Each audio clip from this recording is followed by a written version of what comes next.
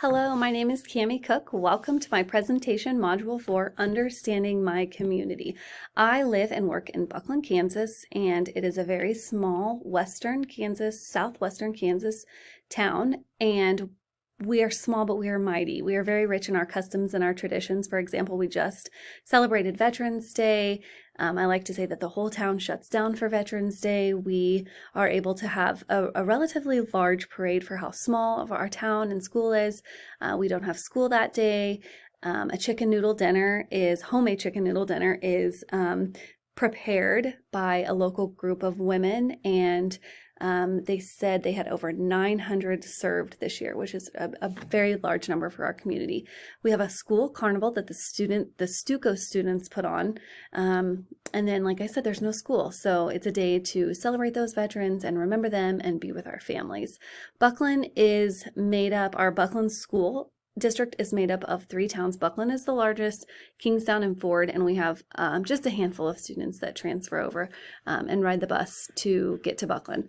We have a very large Thanksgiving Day community dinner in our school building the Tuesday before we get out for Thanksgiving break. It's just a huge custom, a huge tradition in Buckland that the lunch ladies do a wonderful job cooking a homemade, delicious meal that the whole community is invited into. We have all school reunions. There's Paige Estes Street Dance during July, and there's always a Memorial Day golf tournament. This Paige Estes Street Dance and the Memorial Day golf tournament are benefit tournaments that are kept locally. The money is given to area seniors for college every May. Our population characteristics, we have a whopping 835 people in Buckland in the 2020 census. As you can see, I really wanted to add this visual in so you can see that our population is declining and has been declining pretty steadily since 2014-ish. I'll kind of get into maybe a little bit of why later, but as you can see, our language is also pretty relevant with 98%. We're 98% white and our 98% English only speaking. Not a lot of diverse population in Buckland. Our channels of communication are social media, and then we have, the normal Facebook, Twitter, Instagram. Our other means of communication are newspapers. We have a newspaper that comes out once a week. We have a great school website. We have a marquee sign outside, so when parents pull up to drop their kids off or pick them up, they can see what a couple of the upcoming activities would be. We have a great school calendar that is such a hot commodity. It is printed right before school starts in August, and everybody wants to get their hands on it. It has all of our activities from preschool through all the way through high school, and so we kind of live and breathe by that school calendar. We have email announcements every morning. A high school senior announces the announcements every morning in a very personal way, where everybody in the entire school, from preschool all the way to high school, gets to hear the birthdays and who's playing in the game that night and who got elected for all-star volleyball, and it just starts our morning off very collaboratively. Coffee Club is our superintendent, does a fabulous job of keeping those retired members of our community in the loop and in the know by face-to-face going and having coffee with them at our retirement club.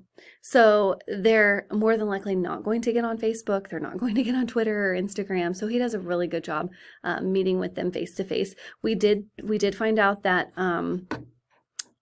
our students aren't getting on social media as much as we think they are, or not on our school pages anyways. So we like to, like I talked about, the announcements, and then we like to email them, and then they're also sent e-notes if they have a phone.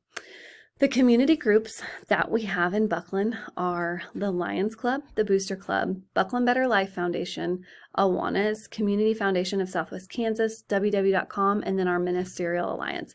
Our Community Foundation of Southwest Kansas isn't directly affected or directly associated with Buckland. It's our community, but there are teachers every year from Buckland who write grants, and on average 3 to 5 teachers get grants every year, anywhere from like $500 to $4,000, depending on what the community foundation is awarding. So this is our preschool teacher this year. So like last week, she actually got this grant. So this is hot off the press. Our school clubs, we have a yearbook club, forensics, Stuco, DECA, SAD, FFA, and FCA are also very big. This is our Stuco is having a battle of the Christmas trees this year. And so I just downloaded their poster to show you that they're very active and they do a lot of fun things that really get the kids involved. The leadership that we have in Buckland may look a little bit different than other towns just because we are so small and we are so unique. Our mayor his name is Clay Sellard, and he is 35 years old, and he is very innovative and very forward thinking, and is really trying to get new things into Buckland that have sustainability. Because we are so close to Dodge City. We are 25 miles from Dodge City, where they have the Walmart, the Dollar General, the Dillons, the Buckle, the shopping that we really haven't been able to find a good balance of how to keep those in Buckland. So our leaders through the community are BTI, which is Buckland Tractor and Implement. They, since we are so ag and farming and ranching heavy, they're our big implement dealer. Their main hub is in Buckland, but they have other branches throughout Kansas. Our city council are longstanding Bucklandites. They may not be voted leaders, but they're definitely the members of our community who are third, fifth generation Bucklandites who have been here, and their parents grew up here, and they're just very in the know with what our customs are, and are passing those down from generation to generation and keeping those alive. Our church pastors are also big leaders in our community. Within our school, we have our school board, superintendent, principal, our district leadership team, and then our coaches and teachers. I say coaches because we have such an emphasis on sports here in Buckland that they are considered pretty powerful leaders in our district also. Economic conditions, this is where it starts to get a little bit depressing, but like I said, our mayor is trying his best. We just recently lost our grocery store. We have one rental house right now. There's one house for sale on Zillow. We do not have a daycare. We do not have an endowment fund like some of the other smaller districts around us. We have landowners who are verbally opposed to raising any kind of mills that would benefit our teacher salaries, giving just extra money to the school. And a large percent of our taxes go to Dodge City Community College that our students don't get to attend for free. So we are fighting some uphill battles economically, but we also have some very good committees in place who are advocating for the small towns.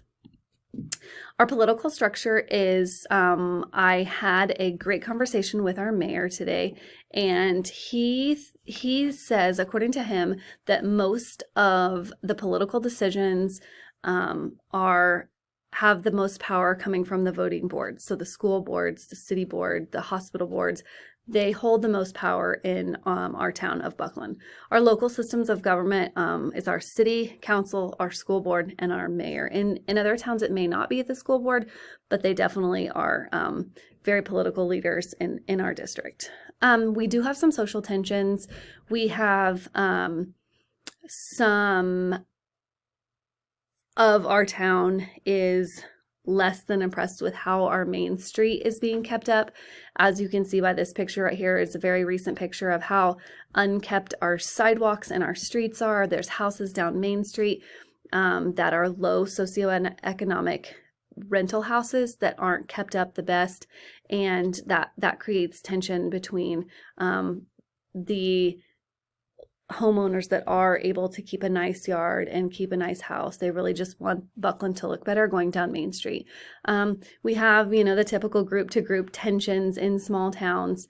Like I mentioned earlier, an older population of landowners who don't want to spend money and don't want to see any taxes raised. We have COVID protocols, social tensions among other communities. Our community and our school board was very adamant on how we were going to deal with COVID, and it wasn't necessarily like the surrounding school districts around us. And then the landowners who are not wanting to budge for the advocates rooting for to raise the mills. Previous community efforts that have been done in Buckland is our hospital closed in the 1980s. Several times they have tried to reopen that, and we currently do not have a hospital. We had a new library in 2015 that was built. It's one of our pride and joy pieces of Buckland. It's right on Main Street. There's a beautiful building, beautiful facility, open to the community, beautiful yard. It's kind of a staple right now in our community, and we're very proud of that. We do not have a grocery store. It's come and gone for several years, but that has been an effort definitely in our community. We had a school bond issue in 2014 that our previous superintendent to now, tried to get a junior high wing built, tried to get a school rec gym combination, some handicap bathrooms, concession stand, press box. All those were not voted on and did not pass. The power structure that we have in Buckland right now in our school, our key leaders are the superintendent and the principal, the district leadership team. We have several committees, and I posted a picture of how many committees we have within our school.